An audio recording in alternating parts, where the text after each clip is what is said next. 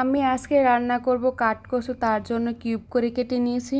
কচুটাকে এখন আমি ভাপ দিয়ে নিব, তার জন্য গরম পানিতে দিয়ে দিচ্ছি, সাথে একটু লবণও দিয়ে দিলাম। কচু থেকে বড়া বানানো হয়েছিল আর এইটুকু বেঁচে গেছিলো, তার জন্য আমি একটু রান্না করে নিচ্ছি। নোনা ইলিশ দিয়ে রান্না করব, তার জন্য এক পিস আমি নিয়ে নিচ্ছি নোনা ইলিশ। আর এদিকে আমার কচুটা সিদ্ধ হয়ে গেছে, এখন আমি তুলে নিব। একদম পুরোপুরি সিদ্ধ করব না, হাফ সিদ্ধ হবে আর কি। এই কচু জাতীয় জিনিস আমার কাছে একটু ভাপ দিয়ে রান্না করলে বেশি ভালো লাগে। এখন আমি এইখানে সামান্য পরিমাণে তেল দিয়ে দিব, তার সাথে একটু পেঁয়াজ বাটা, রসুন বাটা দিয়ে দিব। এইগুলো আমি কিছুক্ষণ সময় ভেজে নিব, তারপর সব মশলাও দিয়ে দিব। এখানে আমি এক পিস নোনা ইলিশকে ভালো করে পরিষ্কার করে ছোটো ছোটো কিউব করে কেটে নিয়েছি, যেহেতু কচুগুলাকে আমি কিউব করে কেটে নিয়েছি। যাই হোক, কচুগুলাকে নোনা ইলিশ দিয়ে রান্না করলে কিন্তু সেই মজা লাগে।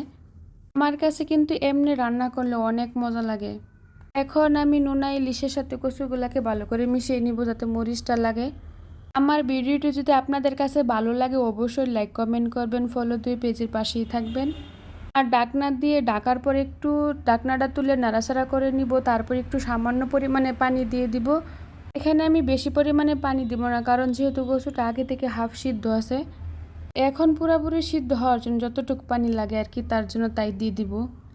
যাই হোক, এখানে আমি আর একটু পাঙ্গাস মাছ বোনা করে নিব, তার জন্য একটা আলু দিয়ে দিয়েছিলাম। আমার ছেলে যেহেতু খাবে এই মাছটা, অনেক সময় স্বাদের জন্য আলাদা রান্না না করলে আলু সাথে দিয়ে দিই, যাতে আলুটা সে খেতে পারে মাছ দিয়ে।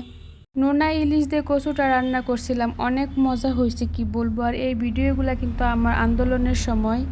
এই তরকারিটা খেয়ে আমার হাজবেন্ড তো আমার অনেক প্রশংসা করছে, যে অনেক মজা হয়েছে, যে বলল আমার মার কথা মনে পড়ছে। আমার শাশুড়ি মাও নাকি এইভাবে রান্না করতো, আমার মারেও দেখছি এইভাবে রান্না করতে।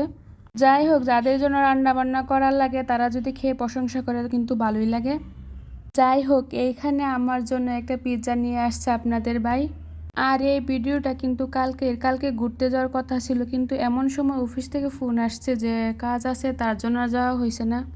আমার একটু মন খারাপই হয়েছিল। তারপর সন্ধ্যার সময় আসার সময় আমার জন্য এই পিৎজাটা নিয়ে আসছে। এদিকে যে এত ভালো পিৎজা পাওয়া যায়, যা আগে জানতামই না। অনেকদিন এই প্রথম এইখানে এসে খাওয়া হইলো এই পিৎজাটাকে। যাই হোক, মাঝে মাঝে মন খারাপও করতে হয়, যার জন্য একটু ভালো কিছু পাওয়া যায়। এই তো আমি একটু এমনিই খেয়ে নিলাম, তারপর সস দিয়ে খেয়ে নিব। যাই হোক, সর্বোপরি অনেক মজা ছিল। আমার ভিডিওটি দেখার জন্য আপনাদের সকলকে অসংখ্য ধন্যবাদ।